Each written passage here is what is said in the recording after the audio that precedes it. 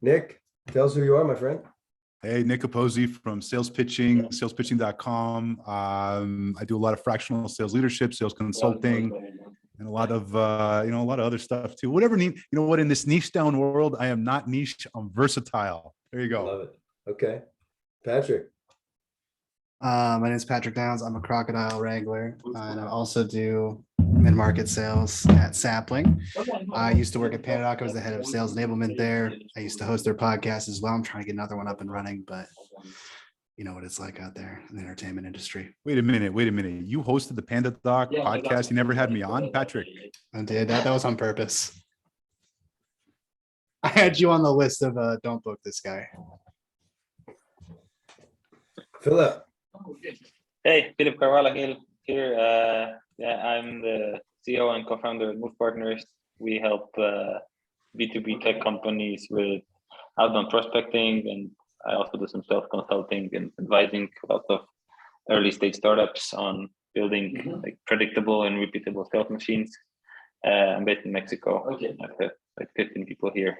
So yeah, glad to be here again. Awesome. Zineb, the floor is yours. Yes. Hello. So happy to be here again. No, I was here last week. A little bit, yeah. So my name is Zineb. I run a marketing consultancy. I help entrepreneurs learn from their customers so they can stop doing stupid shit. I hope we can we swear? Is that okay? What I would love your input on, I know you all got some context in the email, is, you know, my business is constantly evolving, aren't we all anyways? And I found something that marries my love for content, right, with, you know, all the work that I've been doing and all the experience that I have in marketing and building strategies that entrepreneurs can test quickly.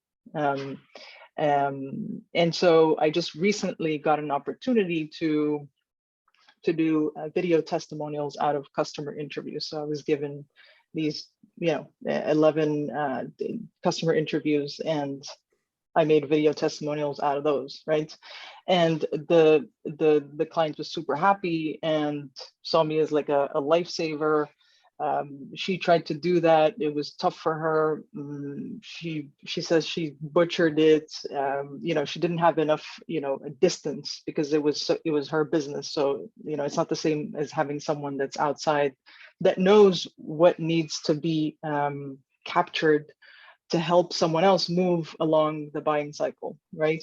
So she didn't have that. And then I ended up also doing, repurposing content for her, right? So I'm thinking, whoa, maybe there's something there. So I would still keep the foundation, which I need anyways, to learn from customers. But, my next step, am I moving towards, find out what you really should be talking about? No? And I feel like it's just an easier sell than, strategy. That's not how I sell it, but it's just a much easier sell, because it's something that people want, and they're like, ooh, that I understand. Video testimony, I can see it in a post, I can see it on a website, and then I can upsell from there. So I would love to get your thoughts on content. Let me frame like a scenario. So let's say Patrick is a startup founder. He's got a little bit of traction, mostly product-led growth. And, in the past, you'd approach him, and we'll use the word strategy, but obviously there was a different pitch, and you might get some traction. But here you're kind of going more with, hey, Patrick, let's get some testimonials of your customers. And let's say Nick's a customer, when he gets that and you repurpose that content, like the light bulbs really go off, and he's like, this is what I needed. And so now you're thinking of coming in more with that angle first. Yeah, not necessarily directly as with video testimonials, but just like what you should be talking about, be it in a form of a video testimonial, be it repurposing content of things like this that we're already doing, right? Yep. Maybe there's a snippet of yours where you're dropping some value bombs, right? How can you use that and build a post around it, because it makes sense in the overall message that you want to deliver, right? Right. So Yeah, and I appreciate, like, I know this is still, I tried to make it as like, these are still like ideas, and I really appreciate the opportunity to jam on this topic with you guys. Nick, you look like you're in heavy thought. I am. I'm trying to. I want to make sure I understand conceptually. So, what basically you want to use the video testimonials as your business development tool to get in and assess what they're doing as a company to then offer more services? That could be a way. But that's what I understood the ask was. Am I wrong? Someone correct me. Yeah, that could be. I mean, I'm going from get your customers to tell you exactly how to sell more, right? Which means let's learn from the customers and fine tune or get you a whole new strategy as quickly as possible, one that you can test as quickly as possible to, find out what the heck you should be talking about in the first place. And when it's what you should be talking about, it could be, your LinkedIn posts, it could be the events that you host, it could be the collaborations, it's everything. It's like So it's interesting, and I said it kind of in my intro, and but when I started offering services online and basically doing my own business development using content, what I realized was that when I got very specific, so I had a long background of using video. So one of the first things I did was started to talk about how to use video in the sales process. And what I kept coming across was it was a nice to have, but not something that was critical to actually make the move. And so it kind of, morphed into another way of offering it. And when I started saying, you know what, I can do everything, let me come in and just assess what's wrong or where your gaps are and where there's opportunities, suddenly everyone was really interested. So I'm a little bit gun shy with anything. Again, if I understood the question correctly of how it was positioned of coming in and saying, hey, listen, let's focus on video testimonials. So I need to chew on this more. So yeah, I want to jump in. Yeah, go Phil. And challenge you a bit. Like I'm an entrepreneur.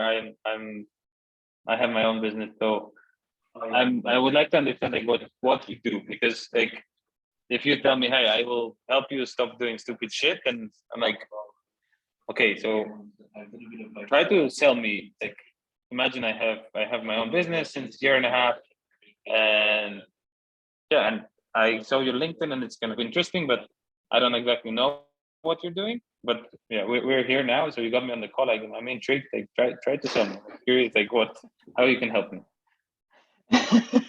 Yeah, on the new front. Before the call, I would have Filip looked, like in depth at your LinkedIn profile, right? What are you putting out there? What's your company putting out there? So that's number one. What are the general topics? What formats are you doing? What's the frequency? Are you just bland, or are you taking a stance? That type of a thing. I would definitely look at that. And I would go, let's say we're sorry, was that? Oh, okay, I thought you said something. Let's say it was bland, then I would go all in and just tell you that we can, first of all, learn from your current customers if it's not something that you're already doing, and most people aren't learning from their customers, to really understand what's that angle, what do they believe to be true, what are things that we could just take out there and be like, whoa, no. So that's in the new scenario. That's, like I said, I'm here, I'm totally open, and I want you guys to just to go at it. Got it. And the other like complementary question, like who is your audience? Like, have you tried identifying, like building the ideal customer profile? Like, would I be in your profile, or any of us would be somebody that you could sell to? Like, have you identified a specific profile on LinkedIn, or job titles, or industries, or anything specific that you're selling to?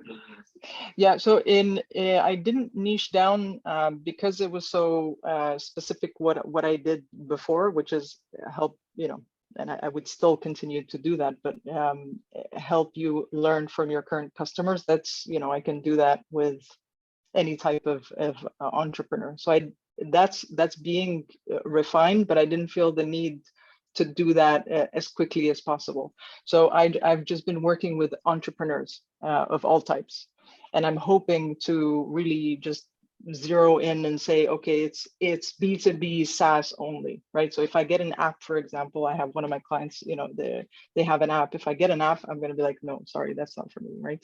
Type of a thing. But in this sense, any entrepreneur that is not, well, first of all, they're not happy with their sales. So that's number one, right? But also, we don't know what content to produce. Like we all want to be these, media companies and everything, right? But we don't know where to start. And going back to Nick's point about video, what I've seen is because, I do a lot of work with entrepreneurs that want to get started with video, but they don't, right? They're very camera shy, for example, right? But the thing is that not everyone is Nick the first time they do a video, right? Nick, it's amazing. Like you've got this presence, you've got all this, but sometimes you got to start first by taking advantage of opportunities like these, right? Where you're just having an informal conversation and you're relaxed and you're probably dropping some value bombs, and get that, clip it, put titles, subtitles, and use that and keep going. No. Okay, I'm better at following now, so I'll wait my turn again. But I'm ready for another turn. Yeah. Oh, Filip, go. Let me have it. No. Now it's more clear to me, because I was curious, where can you actually help, right? And now it's clear. Okay, I can tell you. Okay, I'm working with my clients are B2B tech companies, early stage. I could explain you who I'm selling to, and then I understand that you could probably look at my page, my personal page, maybe my employees, the company page, and say, okay, you're not doing anything, or you're not creating content that is directed to your customers. And definitely now I understand, okay, I could give you, I don't know, 20 logos of the customers I've worked with, and you would probably have to do an analysis and see, okay, what have I learned? And I don't know, it's probably like an interview process, right? Like, what did you do with these guys? Like, what you learned? Are you using this in outbound, in creating content and all that stuff? So yeah, interesting. But definitely it doesn't. If I quickly look at on your profile and I listen to your pitch, it didn't all connect it. So I don't know if all the messaging in different places, like on your profile, on your headline, I don't know if it's concise. I will take a look later, but I don't know if exactly. I like the thing, which is, I think you said, I help you learn from your current customers, right? And create better content and define content strategies. Like the tagline, I don't know what's your tagline, but yeah, we'll probably figure it out from the call. Yeah, that's what I'm here for. I really appreciate it, Filip. Zineb, I have a question. Yeah. So what do you specifically do for me better than I could do myself if I just went and talked to my clients and wanted to create some messaging around it? First and foremost, the objectivity, right? I'm not in your business, so that usually helps, because sometimes we're too quick to take, for example, a customer will say something nice about you, and I'm not saying that you do this per se, Patrick, but we get all giddy and okay, we don't ask those follow-up questions. Like, for example, Filip. Yeah. So Filip said a couple of things. I'm dying to ask follow-up questions, right? To keep digging. So that's one. And it's your own business. And two, time.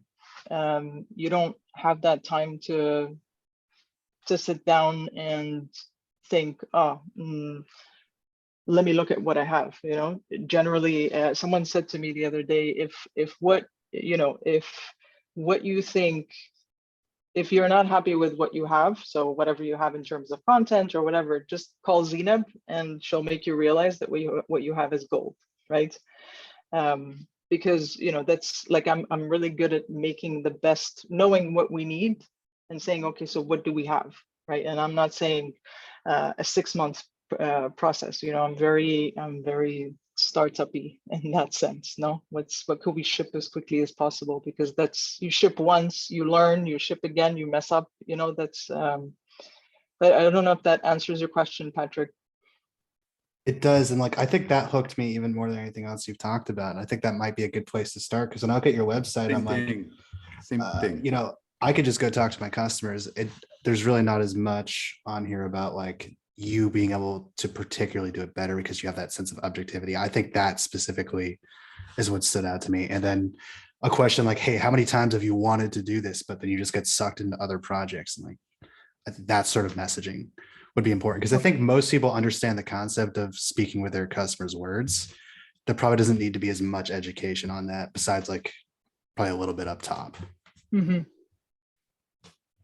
Great, Patrick. Yeah, thank you. Hey, Nick, before you jump in. Yep. Or Patrick, sorry, were you done? Like, as you and Patrick were kind of talking there, I don't know why, but this kind of idea of almost like your customers have all the ingredients, but like maybe you're helping them make the recipe. I don't know if that's the right analogy, but in my mind, I was thinking like they can go talk to customers. Like Patrick was saying, they're like, yeah, I could go do this, but they don't. Like, there's a lot of things we all know we should do, but we don't. And that's why we often hire someone to do it. Like, so is this like, a personal trainer, a personal chef? I'm almost trying to think of like an analogy, because sometimes people, when you like share like that, you laughing, Patrick? You don't like my personal trainer analogy? No, I think it's genius. I was just, how could I have not thought of that? Nick, I know I can see actual sparks going on. So I can see them too. I don't know if it's sparks. So I'm actually going to play devil's advocate. And I think the only problem with saying I'm going to go and pull out of your customer, what they're saying about you is, again, I'm playing devil's advocate. I'm looking at that as something that's a nice to have. And I think you would have to like turn over a lot of rocks to find people consistently interested in that. Because then when you actually go and do the work, how much business development, as you as a solopreneur, how much business development are you going to have to do to produce the actual, the work that you're fulfilling on?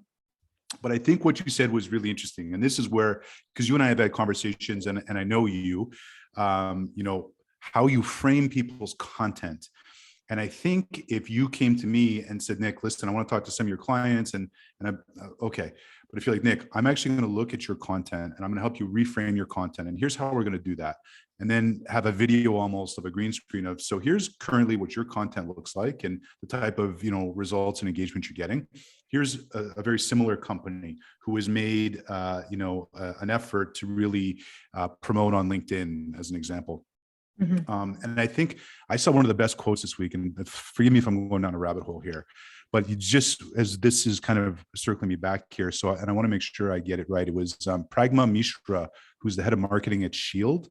And what she said, she tweeted this week, and I sent this to a lot of people. She said, if your entire team builds their personal brand on social, virality is in your control. And I thought that was so interesting. And if I was going to talk to people about their content, I think how I would frame it is, how do we get your entire team using their social media to control your virality? And I think that's how I would approach it. Just giving you, again, a greater entry point to walk into that door, as opposed to saying, I'm going to focus on this. Because if that doesn't appeal to the owner or whoever's making that decision, then you've spent all that time to get onto that conversation or get in front of them. So I guess what I'm saying here is my devil's advocate approach would be a broader approach, but you looking at my content and framing my content and framing me, I'm buying that. I'm buying from you without question. So You're awesome, Nick.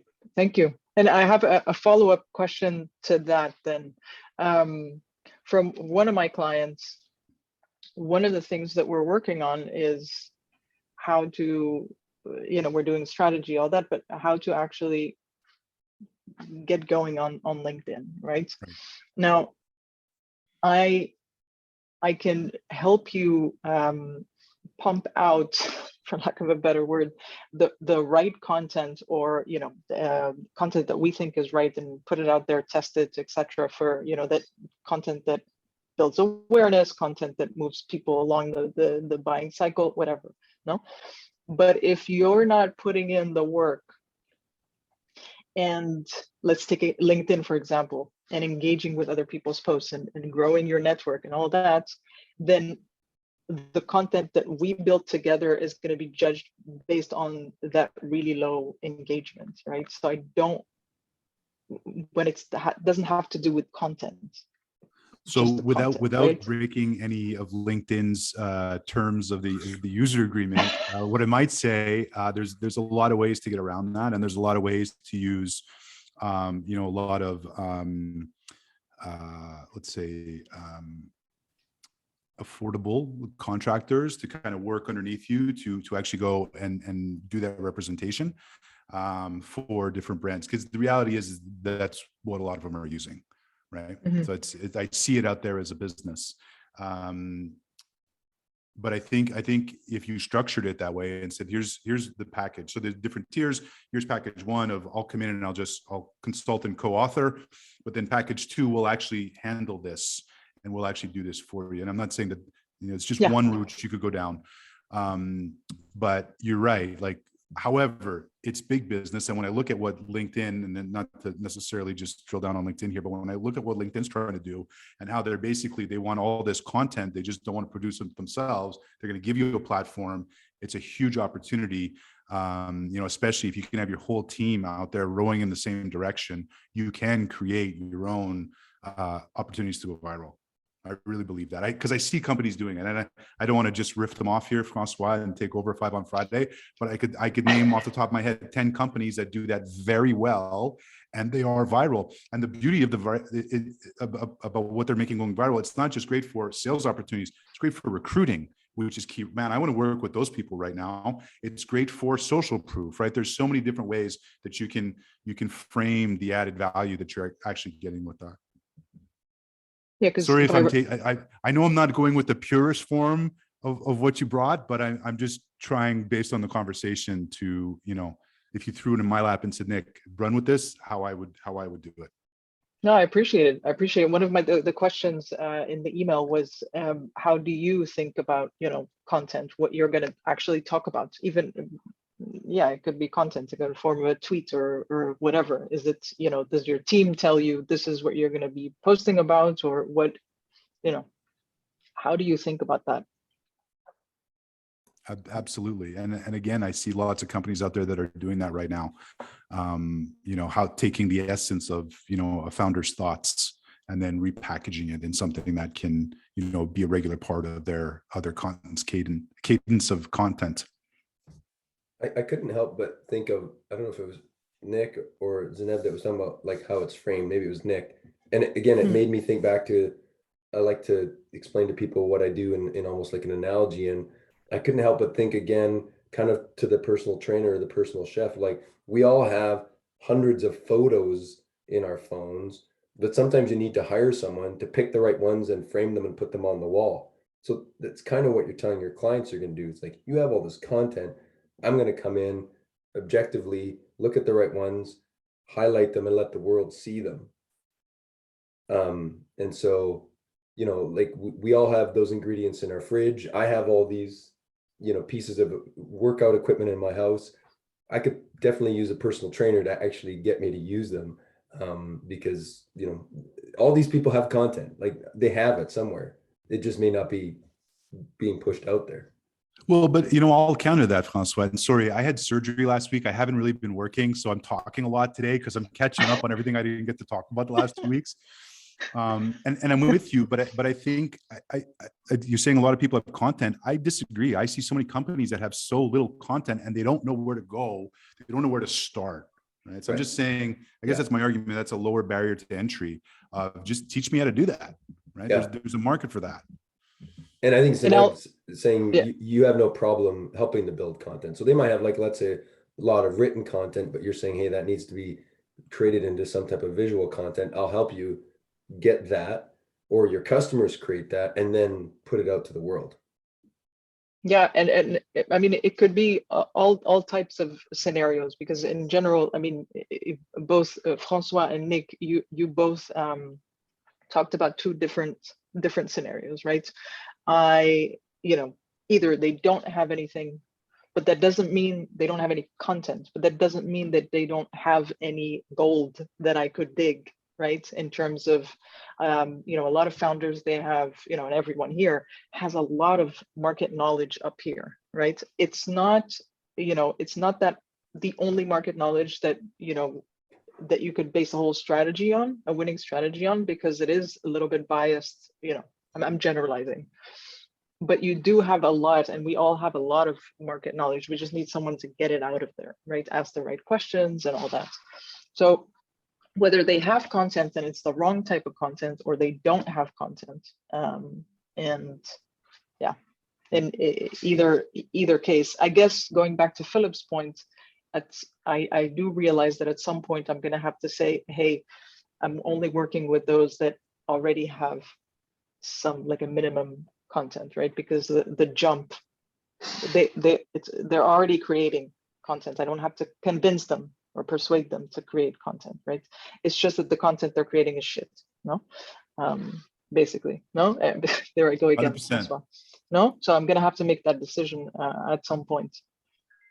And I'll just make one quick comment. Sorry, Philip, I know you're gonna jump in, but I can't help but think that, because what you're doing, like, often if it's not like super obvious how to explain it, I think there's some complexity to it, which I think is a good thing. Otherwise, anybody could be doing this, but it's kind of a catch-22, because it's almost hard to help people really understand that, because we all want a very simple transact. We want to be able to go to your website and go, oh, it's this much, and I get X, and then they sign up. And it's not that you can't say it's this much and you get X, but I think there's quite a few variables in your formula, right? Like, in terms of a transactional product, you're offering a service, we're renting your brain, and the output can be many different outputs. So it's hard to, a lot of us just want to go to the website and say, okay, it's this much per month, done. Yeah. And I don't know if you'll ever get it that simplified, and if you need to. Well, what I do need to, the next iteration of the website, and I was really waiting for this too, right? Because this is all gonna, it's it's gonna all do its work up here. I have, new testimonials to put on the website, new logos, and also a video, an actual video testimonial of the video testimonial work that I've been doing, right? So that also, when it's complex, I think that the more you have, more proof you have, or the classic show don't tell, it helps, right? So and I keep thinking, because I think you have to make a lot of different decisions now that you're doing it on your own, especially, like, do you want to scale it, or do you want to work with one or two customers at the same time? Because I saw your LinkedIn is like CMO in residence, so definitely, like, you have experience that you can work directly with founders, but work at the same time with only one client or two clients, or you want to build a team around it and make it like a company that is creating content. It's kind of, because it's a very complex thing to build inbound marketing, right? It takes a lot of time. It's very difficult. It has a lot of, I remember I used to work in a startup for 4 years, and we built an engine that was really successful in inbound, but it was a whole machine. We had like 12 people, video people, content writers, designers, like there was a whole marketing team, and it took, I don't know, maybe 2 years to become like really hot, and then there was a lot of pieces, and it was very expensive to do it, right? So I don't know. It's. I think you have a lot of questions to ask yourself. Like, how do you want to position yourself? Because you can work with two founders at the same time and charge them a lot of money and add a lot of value, or you can build a company. There's a company in Brazil called Rock Content. You should check them out. Like it's one of the hottest startups. I don't know how they're doing right now, but they've been one of the hottest startups, and they create content for you. So if I wasn't to create content for my company, I would probably call them up and say, hey, how can you guys help me? Because I don't know where to start. And if I want to, there are companies that I cannot compete with, like predictable revenue. Like they create so much content, they have such a strong brand that even if they create the best content, it's impossible to compete on that level. I'm not going to create better content than predictable revenue, and I still can offer same services, right? So yeah, it's definitely a lot of questions that you have to ask yourself and get the answers. And I appreciate that. Definitely food for thought. The what I want to do with this. So what are the next steps? Absolutely. And also, in terms of, getting into the content space, same goes for the marketing space. It's super crowded, right? So why me? And why me? I'm saying this from what I hear other. Thanks for dropping the link. What I hear, clients say, it's it's obviously me, my energy. So, and video also helps a lot with that. And I'm not for everyone, that's for sure. But it's also my way. So if you take two marketers, they can run customer interviews, or you can run your own customer interviews and just give it to two marketers. The output, right? The things that they would connect would be different, probably, right? So it's also that creativity, the way you connect things, the way which I need to let that part shine. Same, as what I've been doing until now, right? So it's always that creativity and niching down, Filip, again, to that point, the previous point. Who exactly am I working with? And not necessarily from a demographics point of view, no? We're really talking about like the example I gave earlier, which is how can I find those entrepreneurs that are doing one video a month and it sucks, or 5 videos a month and it sucks, for example, right? To that point, if I could just jump in, knowing you and knowing your content, everything you just said is like people would want to work with you. You just need to get in front of them. And that's why I was, suggesting that the wider the door that you can walk into with a broader base of options, because people will buy you, right? Yeah. So just to Philip's point, it comes down to, what do you want to do? Do you want to be a fractional CMO? Do you want to, how do you want to scale something? Or are you just looking to, get on the content opportunity? But this has been for a few years already, but like now we are on the precipice of like what content is going to be. So like now is the time, right? So, and I think you just need to get in front of people, and you do it already with your content. So I feel like there's not two problems, and I know today was almost like I don't want to just say brainstorming session. Like it's not like there's an end goal here today, but I think you're really trying to float all these different ideas. So I'll pick on Patrick again. He's a startup founder, product-led growth. I feel like when you're approaching him, there's two challenges. One is, and I'm a very visual thinker, like almost an image of like an iceberg, and what we see above the water is what Patrick's doing today, but what's below the iceberg is all the things you're going to help like surface and uncover, like the alligator. And then once he's interested, it's all about you, right? Okay, under the iceberg are all these things, you've got content on Twitter or Reddit, or I don't know, somewhere.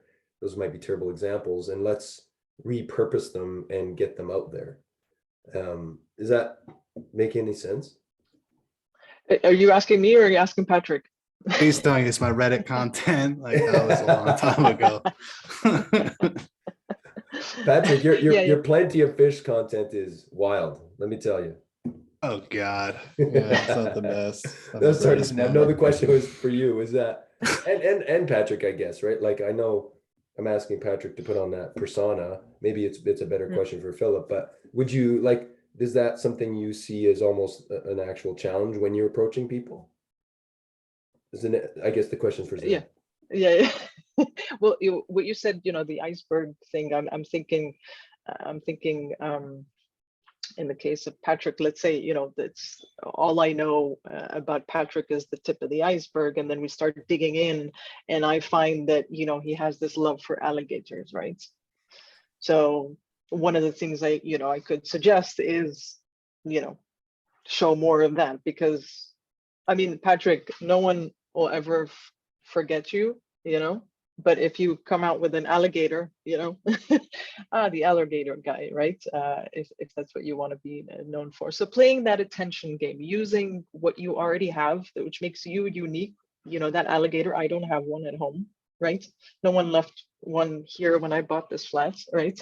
But you do, right? So yeah. But maybe even next time you reach out to that person, you could use the story of that, and it doesn't have to be the iceberg, but this was the last founder I worked with. This is what I saw on the tip. Here's all the things we uncovered. That's what I'm going to do with you. Show, don't tell, like that. Yeah. And I like what you're saying. And for me, for example, it happened kind of unintentionally because I tattooed "move" on my fingers, maybe like two years ago or something like that. And this was, I wanted to provoke in general, like my friends, my family, whatever. It was like a manifesto because it's my like life motto. But then I found the company and I said "Move Partners" with my co-founder, and then I put this like provocative photo on LinkedIn, and now it's kind of working. People are writing to me, yeah, I really like this photo. And then how I sell is like I help companies, or I help companies get moving with outbound, with other things, right? But I like this thing with the crocodile, and it's very difficult to build a brand around yourself and be recognized by something, right? And if you're a founder or and there's so many ways like to create content. So yeah, I think it's, for me, it happened kind of without wanting this to happen. It just happened, and it's kind of happening still. But I think it's interesting how you can consult on that and sit down with the founder and say, because founders are so busy raising money, hiring, they don't have time to think about such things. But maybe I help you build your personal brand, and then I help build content and brand around your company. I don't know. There's different ways, but I just want to share this story. Well, a recent client, and I appreciate you sharing that. A recent client, specifically in one of the customer interviews, well, in the customer interview with them, they talked about, the very first outcome that they're seeing from the work together is a change in mindset and in attitude, right? And they brought up, a lot the whole energy part, all right, of working with me, and how that's, the first step is here, right? So and it's very personal. Like I work directly with the founder. It's very personal. It's not, I'm not, yes, I did work with the sales, the head of sales, but I'm working directly with the founder. So that speaks to me a lot. That speaks to me a lot. So yeah, thank you, Philip. Definitely food for thought, everyone. This is amazing, seriously. Nick, I think you had something. He's thinking of the tattoo he's gonna get. Yeah, I was thinking about what kind of, I want some knuckle tat. You know what? Just again, I think what it boils down to for me is like, you are so credible. Like anytime you and I have had a conversation or I've seen your content, you are so credible. So, when it goes to what Philip was talking about, like building an inbound marketing machine, especially if you're, between you and then if you started like using whatever you decide to sell, just socially sell it on LinkedIn. I think whatever you do decide to do will just like that. So based on those two things. And are most people that you end up, connecting with and working with, how did they find you? Referral? Yeah, a referral from, either ex-clients or people, in my tight network, or just on LinkedIn. Yeah, And discovery on LinkedIn. Yeah. Oh, okay. So they discover you. Like, do you want to, and there's no right answer, but do you want to like prospect and say, this person is really my perfect ICP. I can see they have this problem. I'm going to reach out to them, and we may have a second or third level connection. If, when things have been clear for me, Yeah. Because when I can describe, the ideal client in a way that makes it freaking easy for me to find them, yes, built with Apollo, like you start, if you know what you're looking for, then you just find the tools that'll help you, find more of those. But until now, it has been a little, it has been very general because I was so specialized in what I was doing, right? But definitely open to that. I could just see you, if you see another customer that's potential customer is very similar to a recent one you have, and you see all the same problems, the person I know, you'd have a hard time not reaching out to them and saying, I solved this problem for someone just like you. Like, why not? Yeah. I mean, if I and thinking about it now, actually, which is why these conversations really help, is that if I look at, my most recent maybe 5-6 clients, in each case, I've helped them with their personal profile, mindset, like going back to what Filip said, in each and every case. And of course, they are not their company, but their company is not them either, right? So whatever you show has to have a little mix of, a little bit of me, a little bit of, I don't know, in my case, maybe I can post a how-to post for someone, another marketer, right? Share something about my business, something about, customer, a prospect, something that surprised me in a discovery call, something about, some social proof, and on and on and on. So how do you find that right mix, and have, get the balls to actually do that in a way that's not just like meh, no? Yeah, I feel like I'm rambling. I love this. Well, no, where I was going Great, there. because Francois said this was a brainstorm. It's perfect. Yeah, I mean, I'm picking on Filip again because he would be potentially an ideal customer. So I think, now how could I say this? I mean, it's not that you didn't know before what you could offer him, but I think, if you were approaching him and you were basically saying, look, I have another customer that does what you do, but this is how they use their content. I see you're not using it. I think, and I don't want to put words in Filip's mouth, that for him would have been like, oh, it would have clicked. Like, this is the problem, the specific problem you'll help me solve and how you'll do it. And there's that social proof of doing it for someone else. Yeah. I'm totally a perfect customer for you. Like, I post that now more consistently because that was a decision. My company page, I'm not doing anything. My employees, I'm trying to encourage them, but they're all young SDRs, so I'm all trying to encourage them to post more. Yeah, I will. There's a lot of things going on, but then, yeah, we talked with my co-founder. Yeah, we have to start, activating the page and posting something. But I'm like, what are we going to be posting?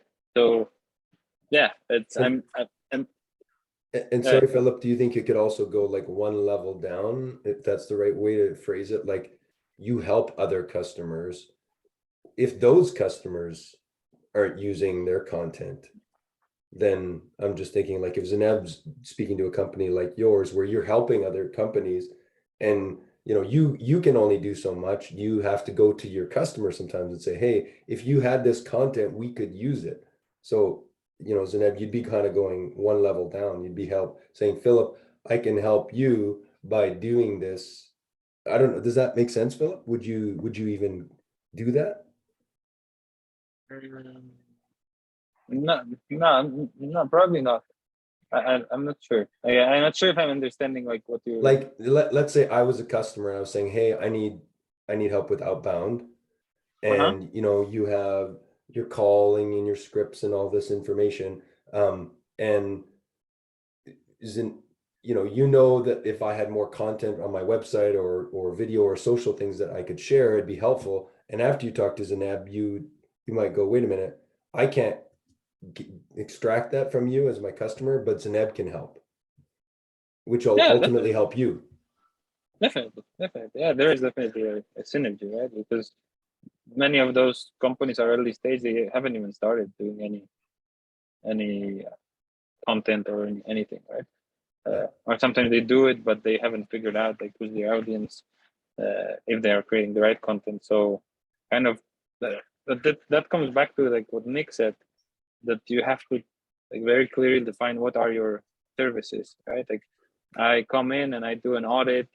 I don't know. The first step is like an one-on-one interview with the founder. They do an audit of what you're doing. Then there's a process of X number of weeks, and this costs that much money. Like I think this is important. Like define and also define what you're not doing, right? Like I had to decide like what I'm not doing, right? Like, and I get the request to, I don't know, like be a fractional VP of sales or no, like not doing this, because if I want to do this right, then I have to give up other things, and this is very important. Like you personally define like there are things that I'm not going to do. I'm not going to be a CMO of a company because I'm building my own business, right? Or things like that. It does take a lot of time being a fractional VP of sales, a lot. Yeah, it doesn't exist. Like I remember Scott Lees once told me like like don't you're either a full-time VP of sales, especially in the VC backed startup, or you're not. So if any founder is like considering this is a mistake, right? Like so, yeah, I remember that conversation with Scott. That's why Scott calls himself an advisor.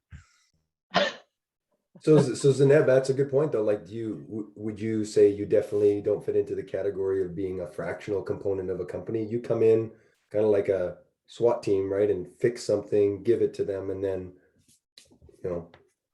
high fives and next move on? Or do you like, because I think that's an interesting component, right? Like fractional, then I think people can kind of go, oh, she's part of the team, she's going to do all this, but it can get blurry too. Yeah, with my experience with the as Philip saw on my profile, is CMO in residence, right? So I have been twice CMO, but then when I started freelancing, I thought I really want to work with different startups at once. So I thought from the entrepreneur in residence, I was like, oh, CMO in residence, that'll click, right? That's perfect. But you either have things super clear from the very beginning, or it's a freaking mess. Like there's no such thing as fractional, right? So it gets, the work gets diluted. The time is just the time management. It's crazy. So I wouldn't want to do that. However, I would like to. The end goal is that they don't need me. They can do that themselves, right? So whether it's we go all in at the beginning, so more time together over a period of a month, 2 months. Then again, it depends on if I'm getting really good at attracting the entrepreneurs that are quick, right? Because that's the type that I like. I think I enjoy most, because we can't extend the learning period. We got to condense that and just pump out, decide what we're going to do, pump it out, learn, come back, right? So I'm getting really good at that. So I think a month, 2 months, and then gradually just start having less time with maybe an hour a month. I don't know, until they just don't need me anymore. So that's the idea. I'm such a visual thinker. I'm in my mind thinking, and again, how you'd maybe share this on LinkedIn with a visual post or a quick like you talking and a like a visual moving, but I feel like if you could show people like 1, 2, 3 steps, like very simple. So today you're at this level of a startup, you're doing this, you have this, but you know, to get to step 2, you need this to happen, and I help that. And then you get to step 3. Like very, very high level. Nick, you were nodding, so I'm going to take that as approval. No, 100%. And then that's why too, this is such a great opportunity for a visual. Like if I was going to do my own business development for like a service like this, you know, I would look at someone's content and I would green screen it, and it would be me, Zineb, because again, your personality is what gives you so much credibility.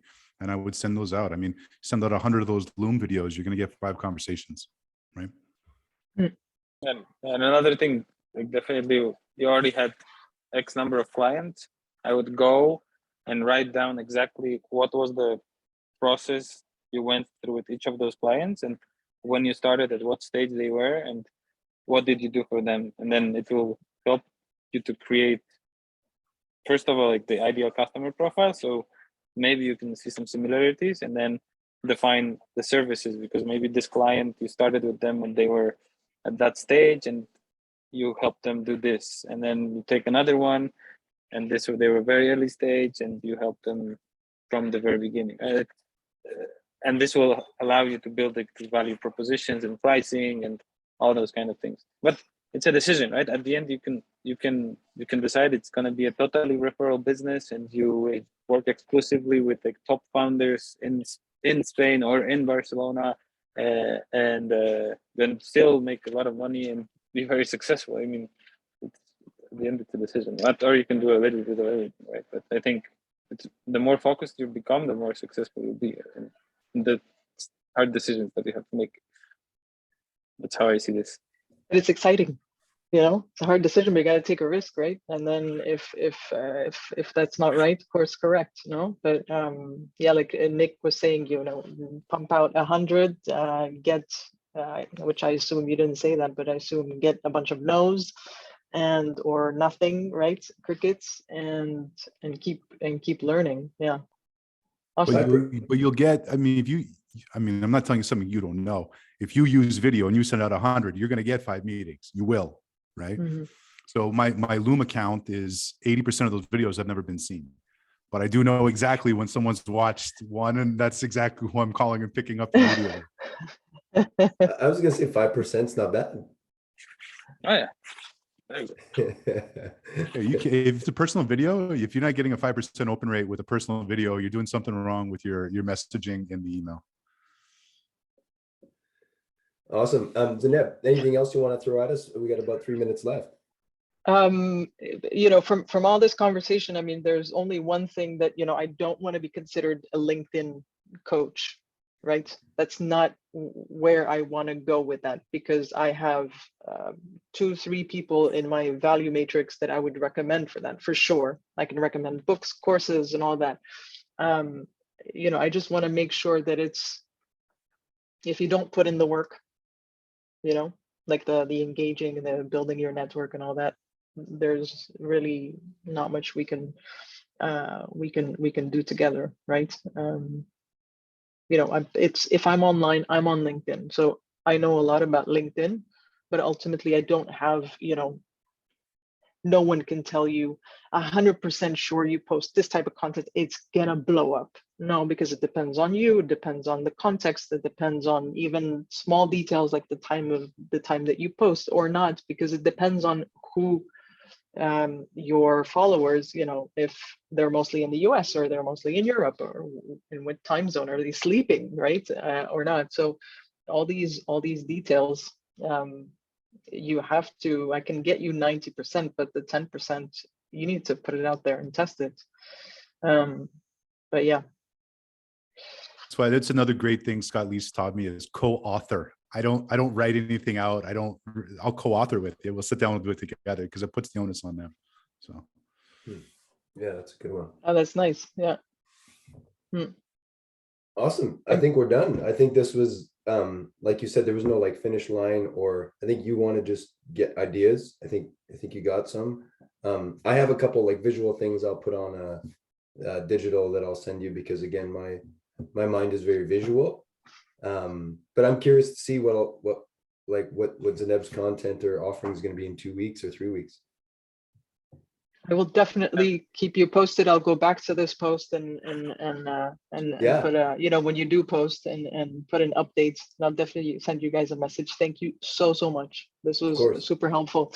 And Filip, course. nice to meet you. Yeah, we should connect one-on-one because I'm Yeah. really curious. I think we have some friends in Barcelona in common. So Awesome. I'll shoot you a message then. cool. Thanks, everyone. Have a fantastic Have a great weekend. weekend. Thanks, Thanks, Patrick. Thank you. everybody. Thanks, Cheers. Nick. Get better, Bye, Ciao, ciao. everybody. Ciao. Francis, bye.